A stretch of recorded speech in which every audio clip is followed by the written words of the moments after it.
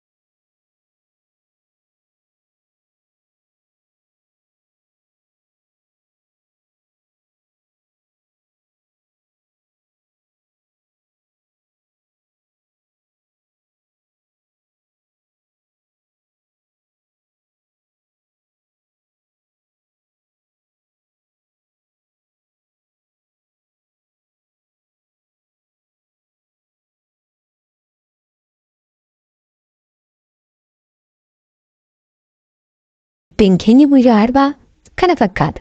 Akka isinitti gammaddan uumaa qeenqam.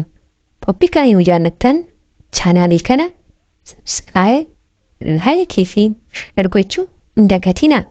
Yeroo dhuma qophiin kana fakkaatu akka isin bira gahuudhaaf mallattoo banee gara tokko hin dagatinaa.